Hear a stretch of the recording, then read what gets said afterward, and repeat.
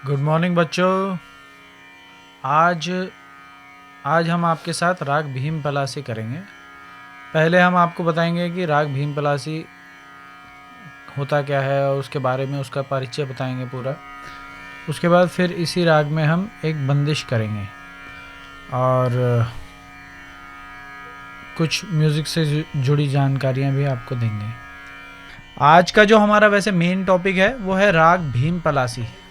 तो सबसे पहले बच्चों जिनको नहीं पता है उनकी जानकारी के लिए मैं बता देता हूँ कि हमारे जो म्यूज़िक है वो दो प्रकार का होता है। इंडियन म्यूज़िक वो कौन कौन से हैं? एक तो है हिंदुस्तानी संगीत पद्धति और एक है दक्षिण भारतीय संगीत पद्धति। दो पद्धतियाँ पूरे मतलब इंडिया में गाई जाती हैं क्लासिकल म्यूज़िक की, ठीक है। जिसमें से हम जो आपको सिखाएंगे वो है हिंदुस्तानी संगीत पद्धति, यानी उत्तर भारतीय संगीत पद्धति भी बोलते हैं इसको।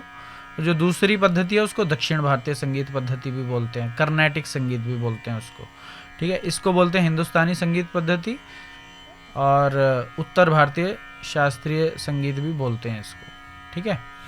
तो इसके जो कोई भी संगीत हो उसमें स्वर कितने होते हैं?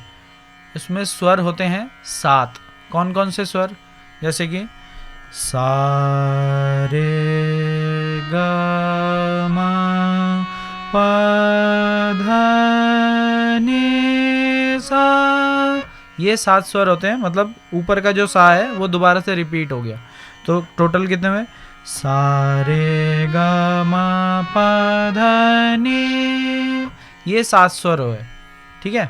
अब ऊपर का जो स्वर है वो दूसरे सप्तक में आ जाता है। सप्तक क्या होता है? एक ऑक्टिव को कहते हैं। सप्तक को इंग्लिश में ऑक्टिव कहते हैं, यानी कि उसके बाद दोबारा से रिपीटेशन होनी शुरू हो जाती है। जैसे सा रे गा मा पा धा नी सा रे, अब ऐसे ही वो ऊपर भी चलता है सा रे गा मा, ऐसे ऊपर चलता जाएगा। या फिर नीचे भी आ जाएगा सा नी धा पा मा गा रे सा, है ना।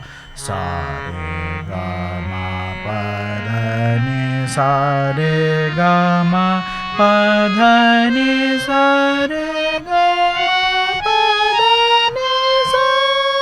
तो ऐसे बहुत सारे ऑक्टिव होते हैं म्यूज़िक ये हारमोनियम में, या फिर अगर आप पियानो देखेंगे तो पियानो में और भी ज़्यादा होते हैं, है ना। हारमोनियम में ये 2.5 सप्तक का बाजा है, इसको बोलेंगे मतलब 2.5 सप्तक का बास मेल है। ये मोटी आवाज़ होती है तो बास मेल होता है, और एक होता है जिसमें कि पतली आवाज़ होती है, वो अलग होता है उसका नाम। तो 7 स्वर होते हैं टोटल, मतलब ये जो 7 स्वर शुद्ध होते हैं। उसके अलावा और भी कुछ स्वर होते हैं, जैसे कि आप देख पा रहे हैं हमारा हारमोनियम है, इसके अंदर हम कौन कौन से 7 स्वर बजा रहे हैं देखिए एक बार ज़रा।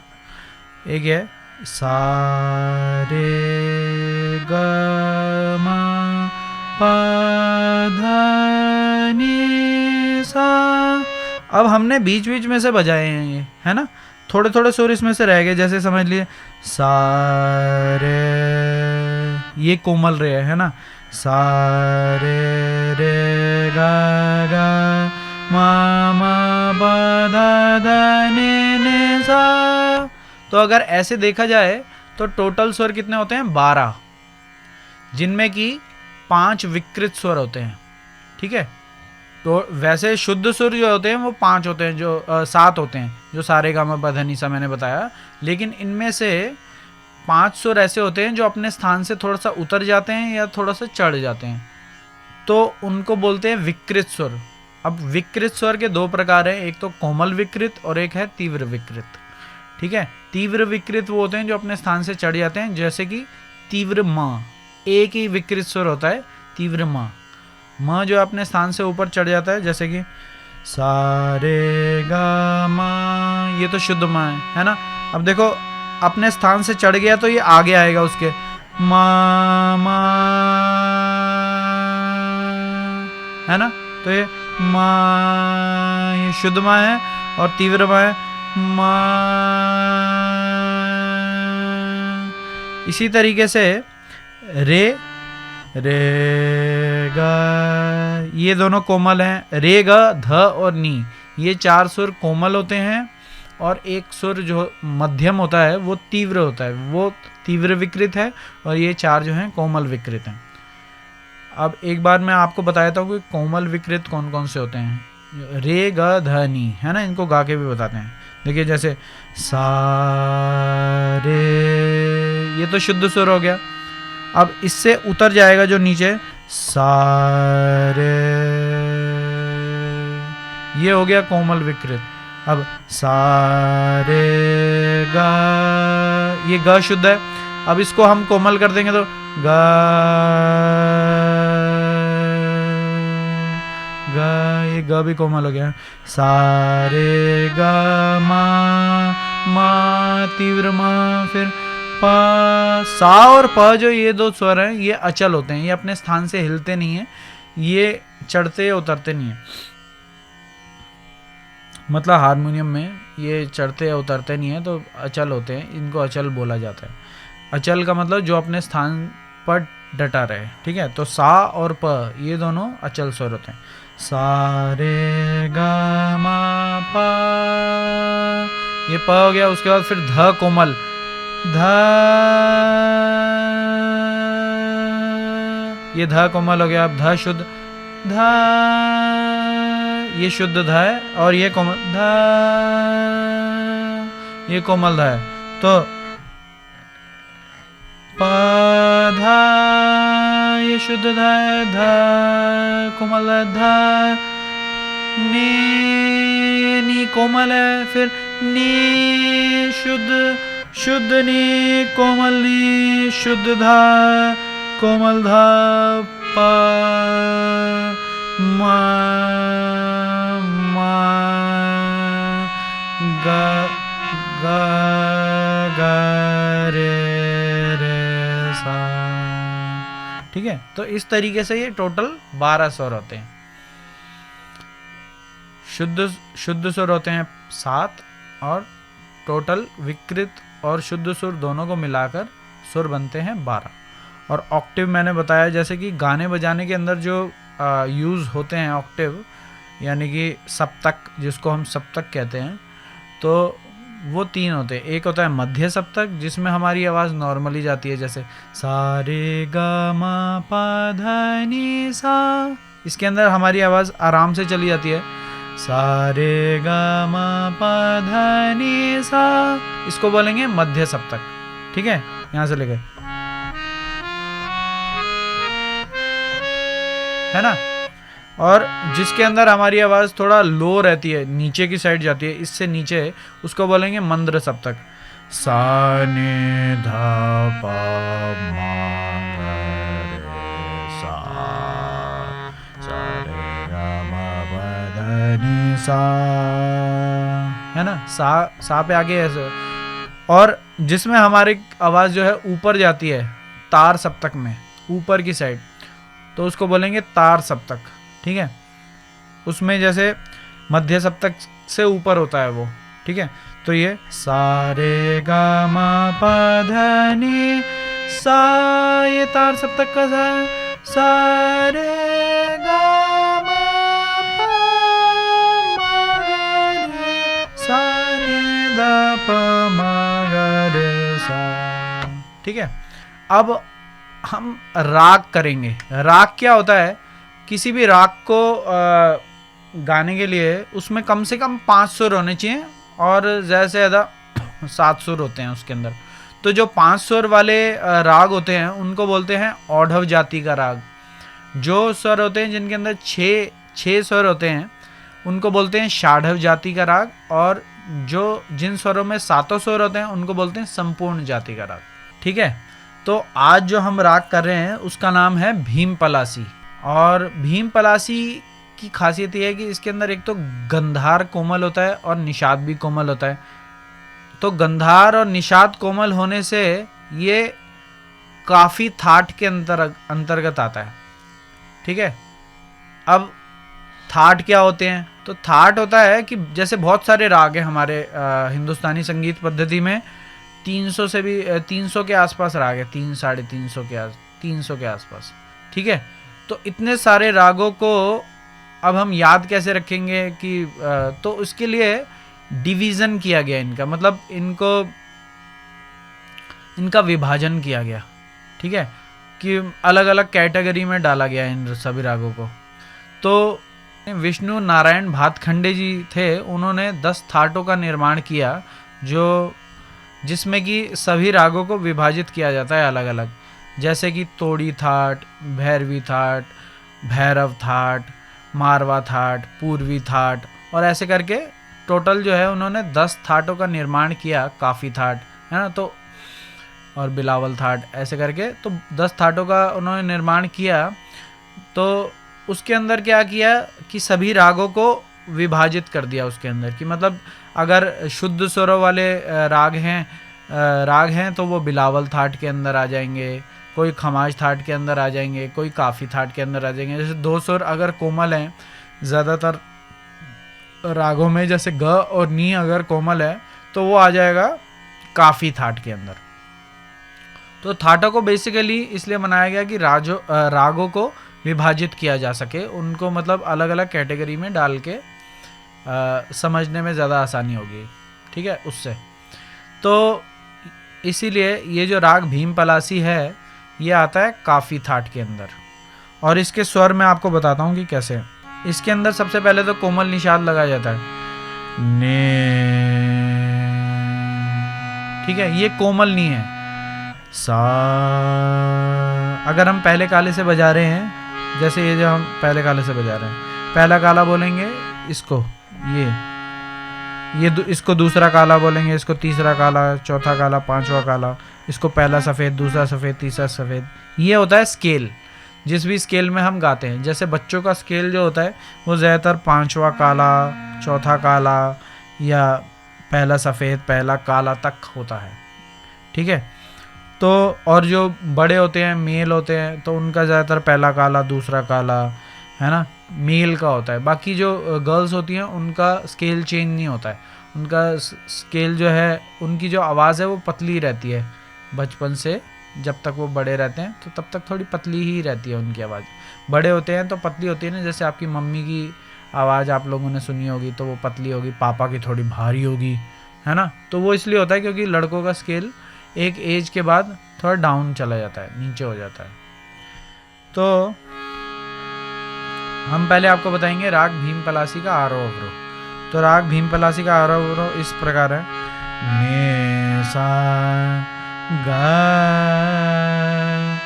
मा पा, ने सा। तो इसमें आरोह में कैसे जा रहे हैं, ने सा गा मा पा ने सा, ने सा गा मा पा ने सा, यानी जाते समय इसमें 5 स्वरों का प्रयोग हो रहा है, ठीक है।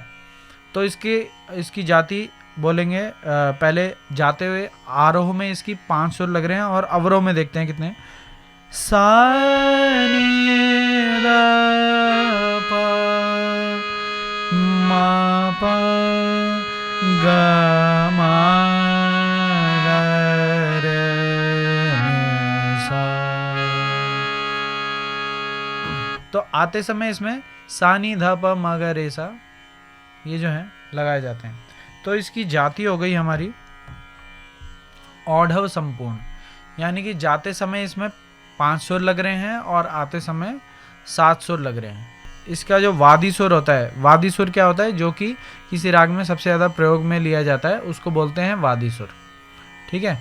और एक होता है संवादी सुर। संवादी सुर वो होता है जो कि वादी सुर के बाद सबसे ज़्यादा प्रयोग में लिया जाता है, उसको बोलते हैं संवादी सुर, ठीक है।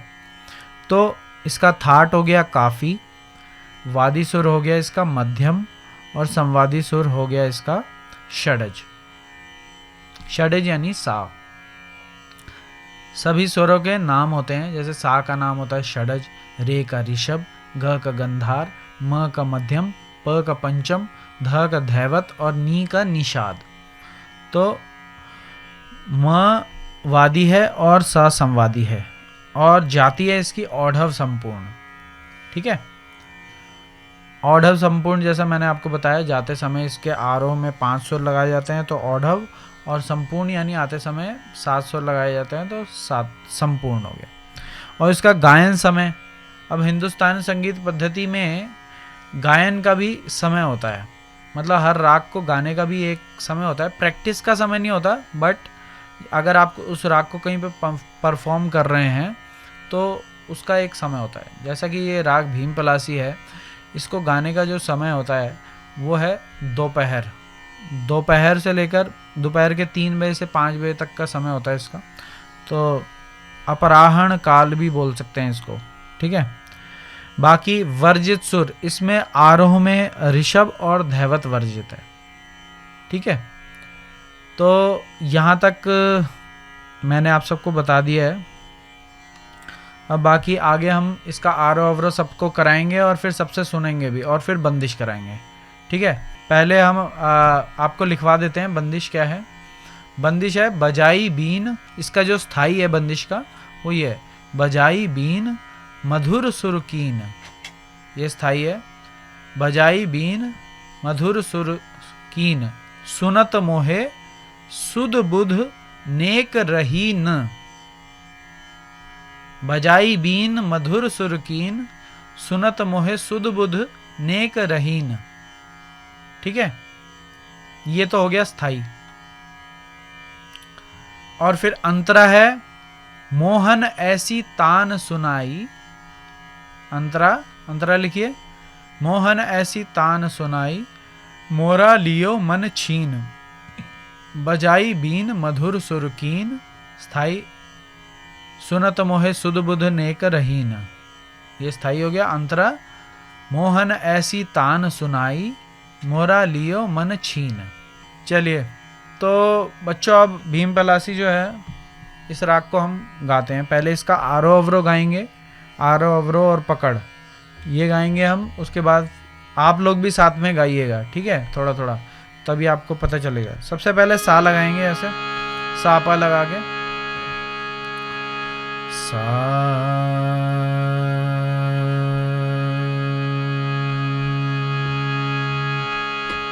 सा,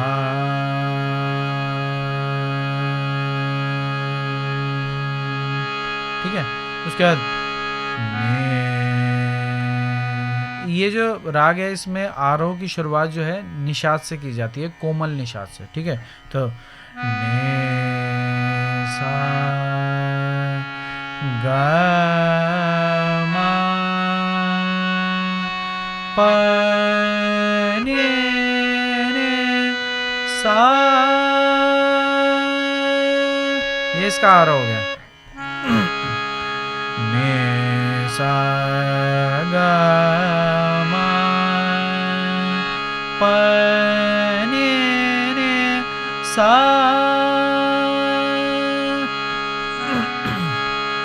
फिर से बोलता हूँ, ने सा गा मा पा ने सा, फिर अवरोह सा ने धा पा मा पा गा मा गा रे सा, ने सा गा मा पा ने सा, सा ने धा पा मा पा गा मा गा रे सा। तो इसका अवरोह हो गया ऐसे, ठीक है। अब हम सिर्फ सा पा लगाकर इसको गाएंगे, बजाएंगे नहीं, बजा तो हमने लिया, चेक कर लिया, अब हम इसको गाएंगे। ने सा गा मा पा ने सा, सा ने धा पा मा गा रे सा, ने सा गा मा पा ने सा, सा ने धा पा मा गा रे सा, ने सा गा मा पा ने सा, सा ने धा पा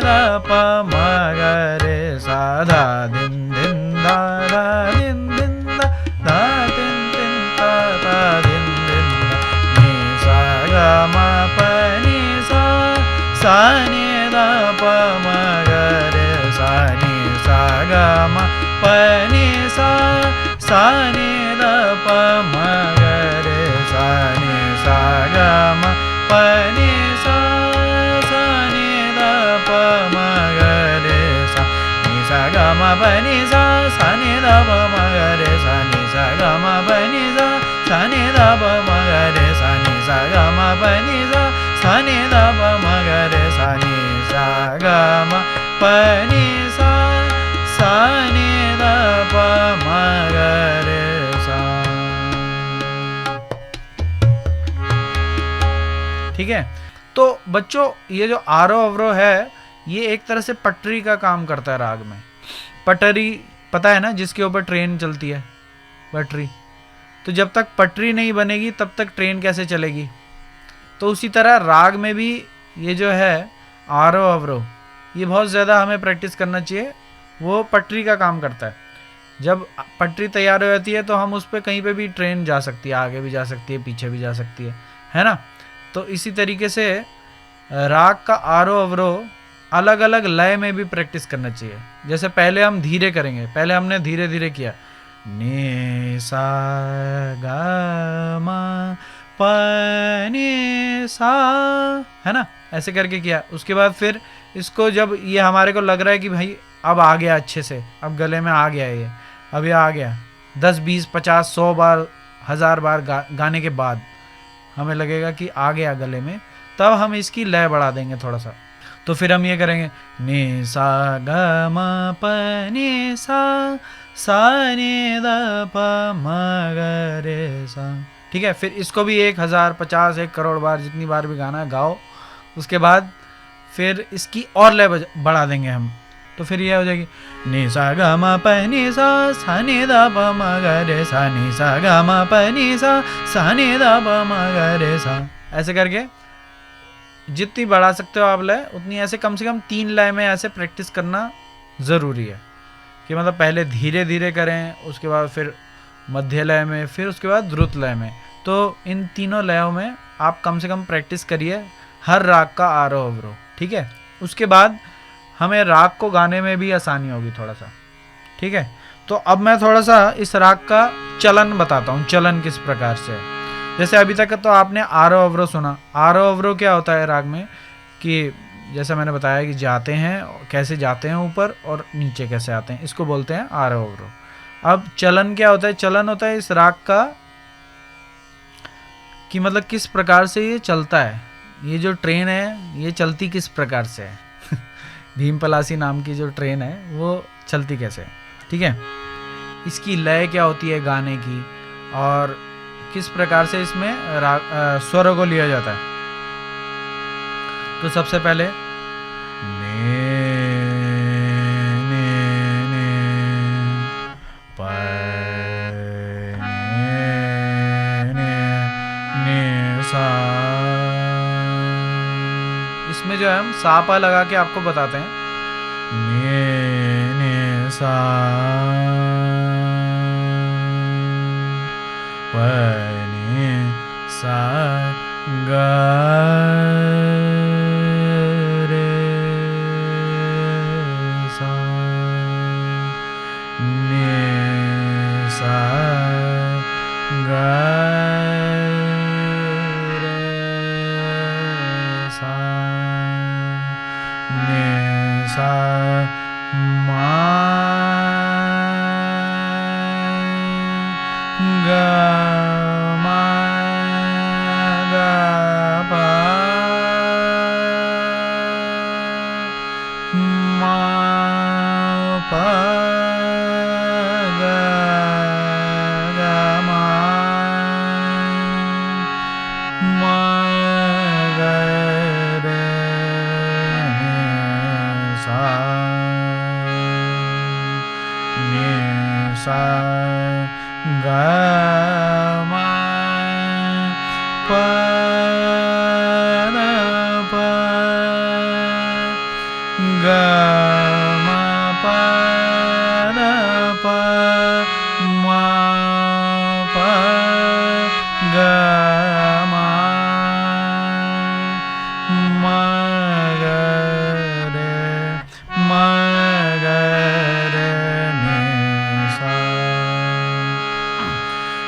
सा ग म प नि नि नि नि ध प ग म प सा नि नि नि सा नि ध प ध म प ग म प नि नि नि ध प म प ग म ग रे नि सा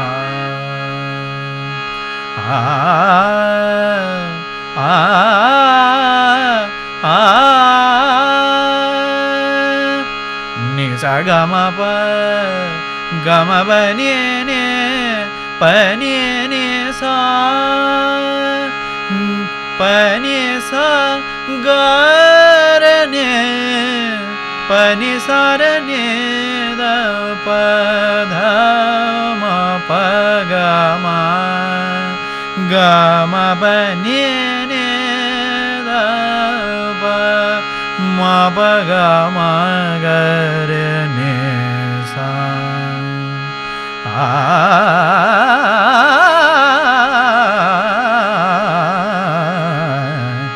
तो उसके बाद जैसे आलाप करते हैं हम, आलाप हमने किए, उसके बाद हम चाहें तो मुक्त ताने भी कर सकते हैं। इसको हम मतलब प्रारंभिक आलाप भी बोल सकते हैं, या फिर रागवाचक आलाप भी बोल सकते हैं, या फिर तान भी, जो इससे आगे जो मैं स्पीड में करूंगा उसको बोलते हैं तान। जैसे तान होती है नि सा ग म प म ग म नि सा ग म प म ग म प म ग म ग रे धा रे नि सा ग रे धा रे नि सा ग रे धा रे नि सा नि सा ग म ग रे धा रे नि सा नि सा ग म प म ग म ग रे धा रे नि सा नि सा ग म प नि सा ग म प ग म प नि धा प नि धा रे प नि धा रे धा नि रे धा नि धा प म प ग म प नि धा नि धा प म प ग म प म ग म ग रे धा रे नि सा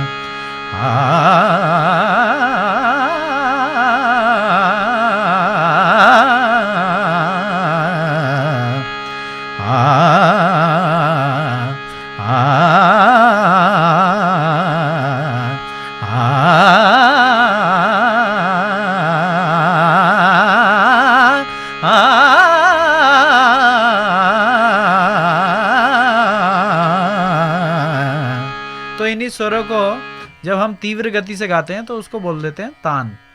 तीव्र गति यानी कि तेजी से जब गाते हैं तो, है ना। और धीरे धीरे गाते हैं तो इसको या तो हम जैसे पहले हमने शुरू में करवाया उसको बोलेंगे पलटा, जैसे नि सा ग म प नि सा नि ध प म ग रे सा नि सा ग म प नि सा नि ध प म ग रे सा, तो इसको बोलेंगे पलटा, ठीक है। और जब हम तान करते हैं तो उसमें चाहे तो पलटा भी होता है, और उसको लेकिन एकदम सेम पलटे की तरीके से नहीं गाते, थोड़ा सा उसमें चेंज भी करना होता है तानों के अंदर। अभी आज का जो हमारा टॉपिक है इस राग में वो ये है कि राग भीम पलासी का परिचय और इसकी बंदिश। तो परिचय तो हमने आपको दे दिया इस राग का, है ना, कि इसका वादी क्या होता है, मध्यम वादी होता है, षडज इसका समवादी होता है, और इसका थाट काफ़ी होता है, इसका गायन समय दोपहर का समय होता है, और इसमें वर्जित स्वर जो है आरोह में ऋषभ और धैवत वर्जित होते हैं, है ना। तो ये सब तो हो गया इसका परिचय। अब हम इसकी बंदिश आपको कराते हैं, ठीक है। तो इसकी पहले हम आपको बंदिश थोड़ा तो काट के बताते हैं कि किस प्रकार से है। तो पहले है बजा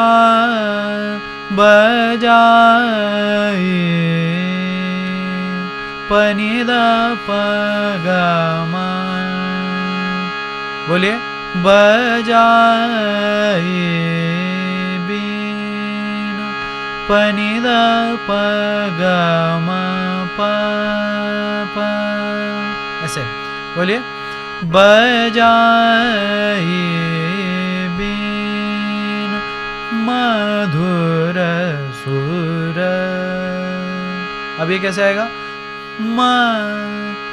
मा, ये कौन सा, नी, मा, नी पा, मधुर, मधुर सुर, सुगमा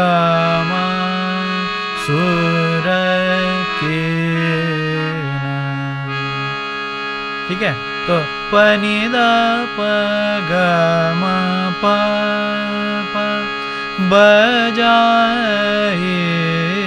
बीन मधुर नी प ग ग मधुर सुर ग म नी प ग ग ग म ग रे सा।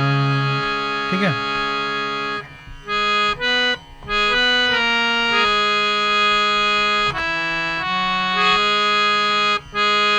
है ना। तो इसी तरीके से बजाए बीन मधुर सुर कीर्ण। ये जो है, ये बंदिश 3 ताल के अंदर निबद्ध है, जो कि हमारी उठेगी 12वीं मात्रा से। ठीक है, 3 ताल सबको पता है ना, धा धिन धिन।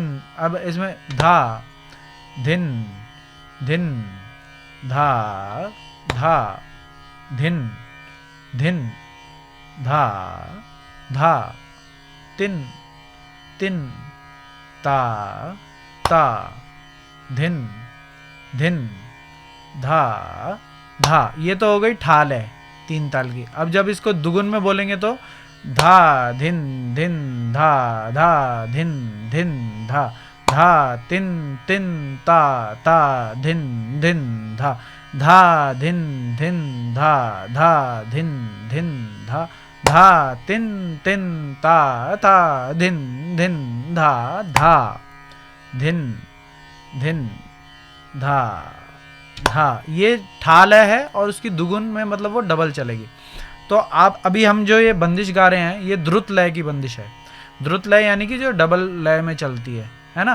धा धिन धिन धा ऐसे चलेगी। ठीक है, तो चलिए पहली लाइन आप लोग सभी ने सीख ली होगी, तो पहली लाइन गाते हैं पहले ताल के अंदर। ठीक है, धा धिन धिन धिन धा धा धिन धिन धिन ना धा तिन तिन तिन ना ता धिन धिन धिन ना धा धिन धिन धा धा धिन धिन धा धा तिन तिन बजाए बीन मधुर सुर कीर्ण बजाए बीन मधुर सुर कीर्ण बजाए बीन मधुर सुर कीर्ण। सब बच्चे भी गाएंगे, ठीक है, मेरे साथ। बीन मधुर सुर कीर्ण बजाए बीन मधुर सुर कीर्ण बजाए बीन मधुर सुर कीर्ण।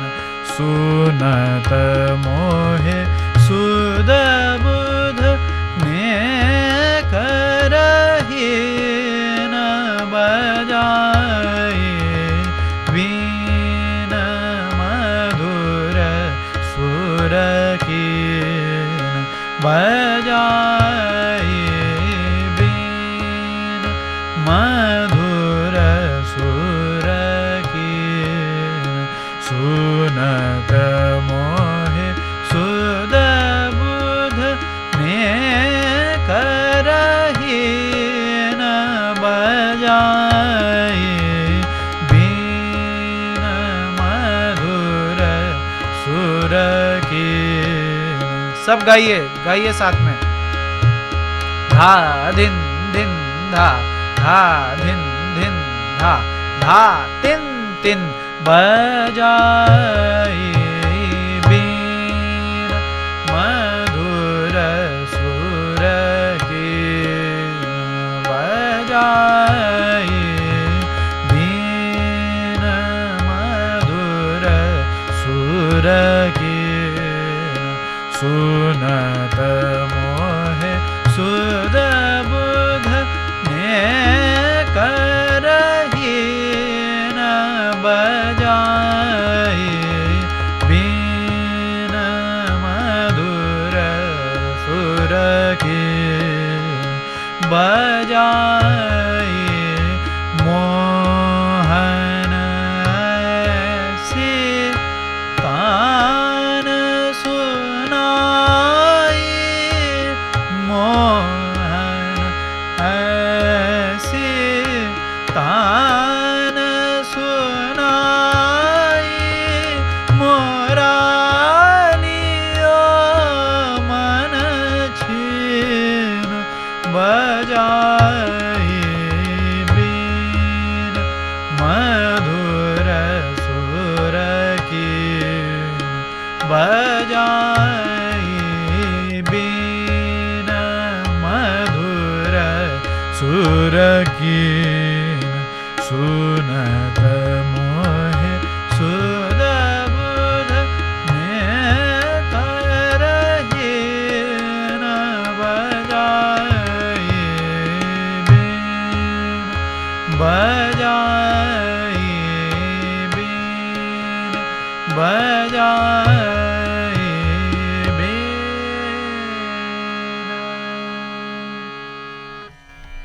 तो बच्चों समझ में आई आपको, यहाँ तक ये। अब आगे हम ये एक बार अंतरा, एक बार पूरी बंदिश और गाते हैं और अंतरा भी एक बार ही अच्छे से हम आपको कराते हैं, ठीक है। थोड़ा सा काट काट के एक बार अंतरा करेंगे पहले, ठीक है, जो वो भी समझ में आ जाए अभी बच्चों को। तो अंतरा इस प्रकार है बच्चों, देखिए। मोहन ऐसी, पहले इतना बोलिएगा सभी। अब ये जो अंतरा है इसका वो सम से शुरू होता है, जैसे इसका जो स्थाई है वो 12वीं मात्रा से शुरू होता है और अंतरा जो है वो सम से आता है। तो बजाई के बाद आता है बजाई मोहन ऐसी, इतना बोलिए पहले। मोहन ऐसी तान सुनाई, फिर इतना आएगा इसमें। मोहन ऐसी तान सुनाई, फिर इसके आगे मोरालियो मन छीन बजाए बीन, ठीक है।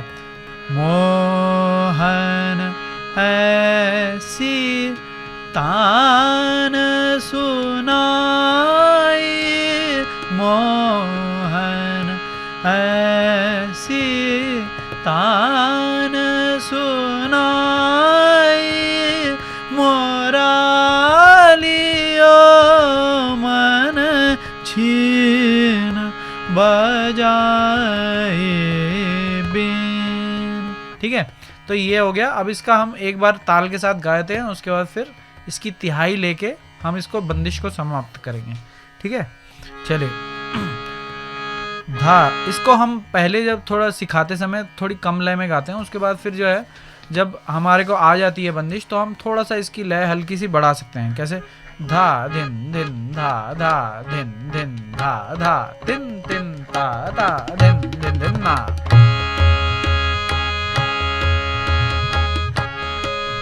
बजाए बीन मधुर सुर की, बजाए बीन मधुर सुर की, सुनत मोहे सुध बुध ने करहीन, सुनत मोहे सुध बुध ने करहीन, बजाए बीन मधुर सुर की, बजाए मोहन ऐसी तान सुनाई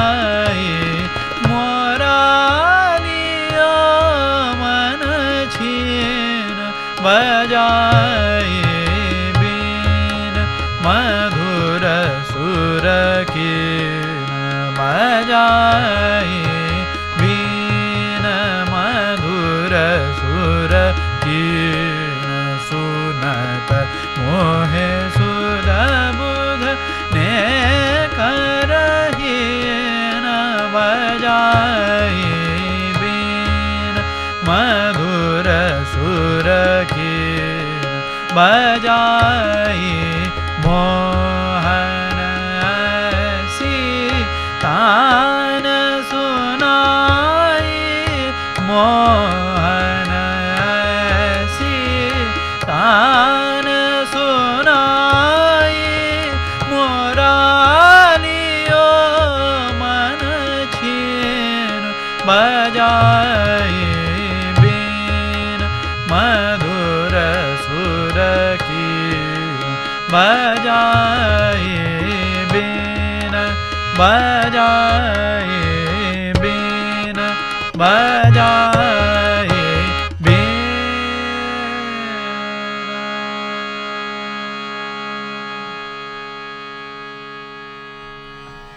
तो बच्चों इस प्रकार से ये बंदिश थी राग भीम पलासी के अंदर। राग के अंदर बहुत सारी और भी बंदिशें होती हैं, सिर्फ एक ही बंदिश नहीं होती, कई अलग अलग बंदिशें होती हैं। तो ज़्यादा से ज़्यादा हमें बंदिशें सुननी चाहिए और करनी चाहिए, उससे हमें राग का अलग अलग मतलब नॉलेज पता चलती है कि मतलब राग इस तरीके से भी जा सकता है, ये राग इस तरीके से भी जाता है। तो ज़्यादा से ज़्यादा अगर बंदिशें इसके अंदर करेंगे तो अच्छा होता है। ठीक है, तो आज के लिए सबको नमस्ते सबको, और सबको टाटा बच्चों को, बाय बाय।